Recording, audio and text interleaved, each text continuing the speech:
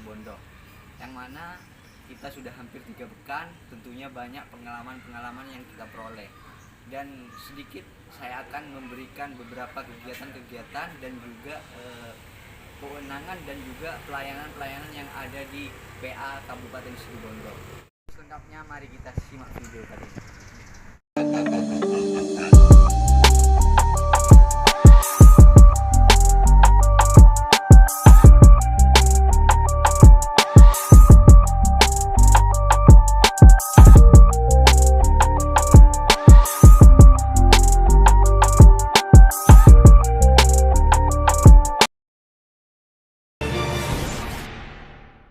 Assalamualaikum warahmatullahi wabarakatuh. Baik, saya akan menjelaskan bagi orang yang mau berperkara dan orang yang mau masuk ke ruang sidang ini di Pengadilan Agama Situbondo, bahwasanya sebelum memasuki ruangan ini yaitu ada tahap-tahapan untuk memakai kalung ini, dan kalung yang warna kuning ini adalah kuasa hukum. Bagi orang yang menjadi kuasa hukum wajib menggunakan kalung ini. Dan di sini ada kalung yang warna hijau. Dan yang warna hijau ini untuk pihak yang mau berperkara. Dan yang ketiga ada kalung yang warna biru. Kalung yang warna biru ini untuk saksi. Bagi para saksi, apabila tidak menggunakan kalung ini maka dilarang masuk dan dilarang menjadi saksi. Dan yang terakhir ada kalung warna merah. Di sini kalung warna merah untuk tamu. Apabila ada seseorang yang mau bertamu kepada Pengadilan Agama Situbondo ini, maka wajib menggunakan kalung yang warna merah ini. Dan bagi semua orang yang tidak menggunakan kalung, maka dilarang masuk kepada ruangan ini. Baik, dan di sini juga menyediakan khusus orang yang disabilitas atau orang yang lumpuh, yaitu kursi roda ini, dan jalannya ada jalan khusus. Baik, terima kasih. Itu saja, kurang lebihnya mohon maaf. Wassalamualaikum warahmatullahi wabarakatuh. Assalamualaikum warahmatullahi wabarakatuh. Sedikit yang saya tangkap terkait masalah kami di PPL di sini, di PA Kabupaten Situbondo dan Agama, yaitu sedikit sharing terkait masalah Pusbahkum, di mana Pusbahkum ini adalah sebuah pos bantuan hukum bagi masyarakat yang kurang mampu hukum di pengadilan. Artinya semua perkara masyarakat semisal tidak didampingi oleh kuasa hukumnya bisa konsultasi di Pusbahkum tersebut, bisa membuat gugatan cerai, semisal contohnya cerai talak, hak waris, semuanya bisa dikonsultasikan di Pusbahkum ini, di mana Pusbahkum tersebut diatur di Perma nomor 1 tahun 2014. Di sana sudah jelas bahwa pos tersebut adalah supaya masyarakat, melayani masyarakat yang kurang mampu hukum di pengadilan. Artinya diberi undangan terkait apa yang harus jadi persyaratan tersebut, apa yang menjadi keluhan bagi masyarakat, semuanya diceritakan di Pusbahkum tersebut. Mungkin hanya itu yang bisa kami sampaikan, kurang lebihnya mohon maaf. Wallahu muwaffiq ila aqwamit thoriq. Wassalamualaikum warahmatullahi wabarakatuh. Assalamualaikum warahmatullahi wabarakatuh. Saya di sini mau menjelaskan tentang PTSP yang ada di Pengadilan Agama Situbondo. PTSP yaitu penyelenggaraan pelayanan terpadu satu pintu di dalam kurung or one stop service, adalah kegiatan pelayanan dalam proses pengelolaannya melalui dalam tahap dari permohonan sampai ke tahap dokumen.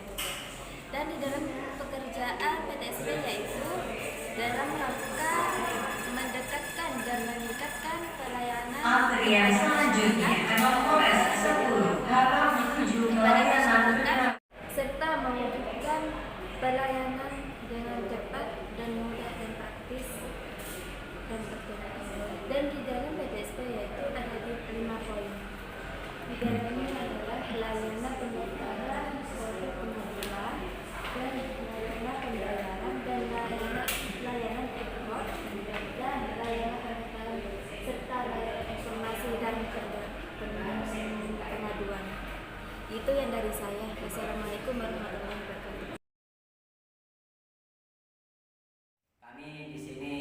menjelaskan sedikit tentang pengertian mediasi. Apa sih itu mediasi? Mediasi adalah cara penyelesaian perkara atau sengketa melalui proses perundingan antara para pihak untuk memperoleh kesepakatan yang di mana kesepakatan itu dibentuk oleh mediator sebagaimana Perma nomor 1 tahun 2016.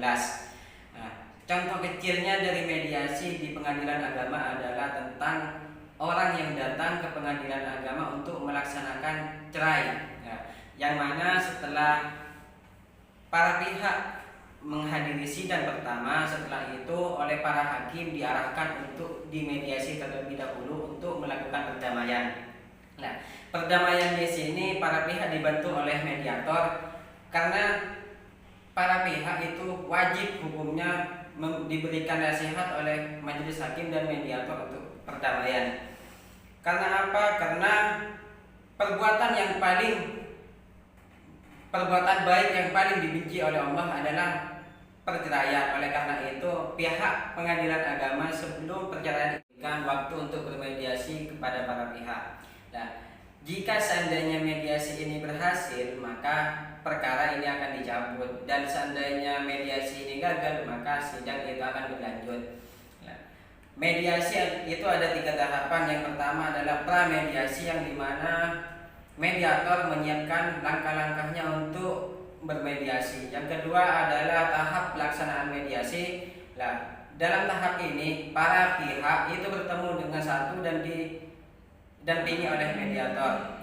Yang ketiga, yang terakhir adalah tahap akhir implementasi mediasi, yaitu tahap yang dimana sudah ada kesepakatan antara para pihak dan mediator, entah kesepakatan itu berlanjut ataupun berhasil dimediasi.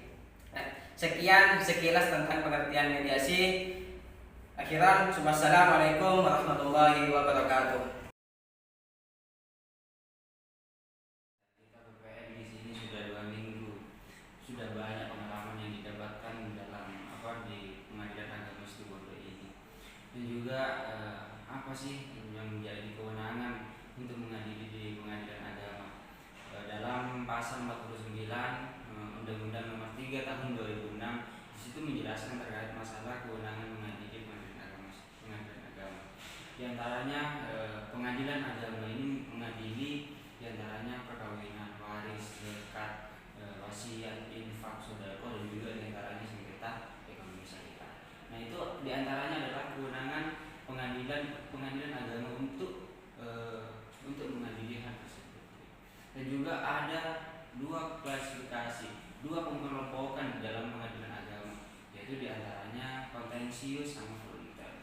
Kontensius apa itu? Kontensius itu yang ada lawannya, dan volunter itu yang enggak ada lawannya, seperti permohonan, contoh ya, permohonan yang volunter seperti permohonan asal usul anak, permohonan isbat nikah. Itu adalah contoh-contoh volunter. Dan juga yang masalah kontensius. Kontensius itu ada juga contohnya sengketa ekonomi syariah, sengketa waris. Itu adalah contoh-contoh dari kontensius. Mungkin itu yang bisa saya jelaskan, sahabat-sahabat. Lebihnya mohon maaf. Assalamualaikum warahmatullahi wabarakatuh.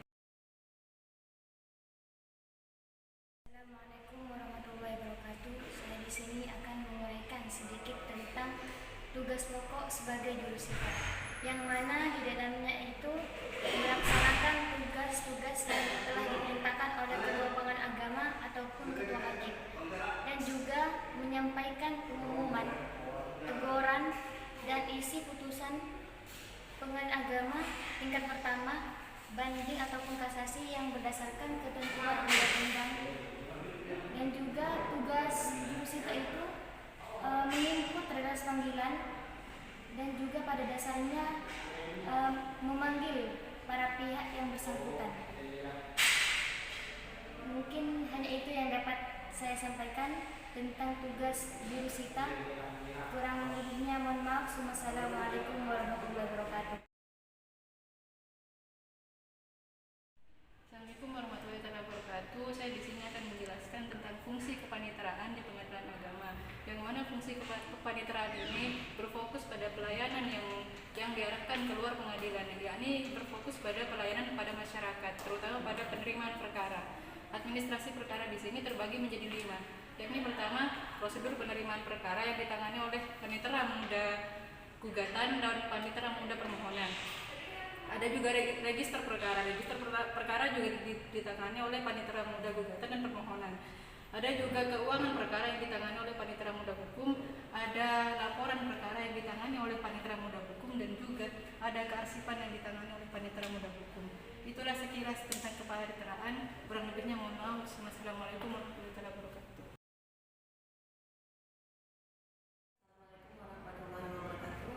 Pada kesempatan pagi hari ini saya akan menjelaskan sedikit terkait dengan apa yang ada di kesekretariatan. Kesekretariat ini merupakan badan atau hal yang harus ada di Pengadilan Agama Situbondo.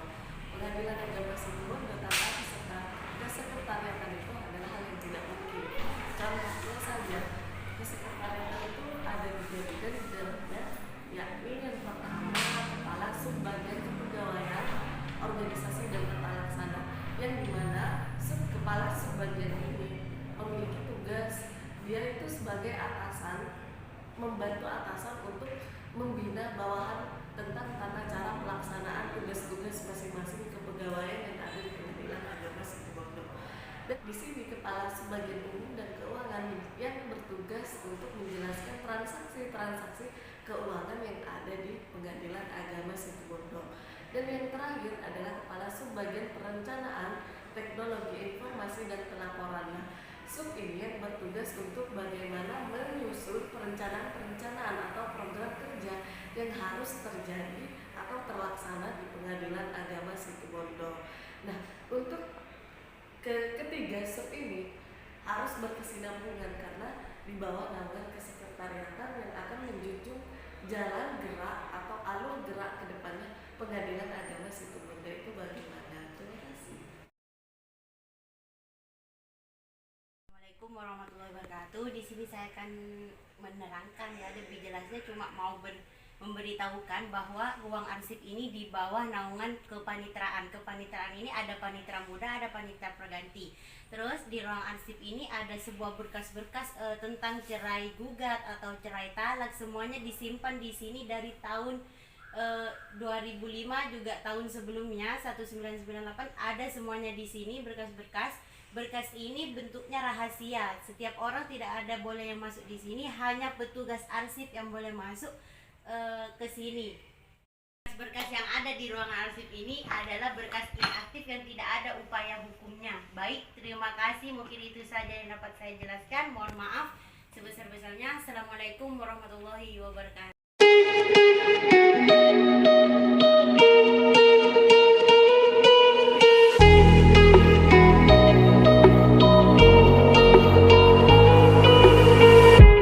Crashing, hit a wall.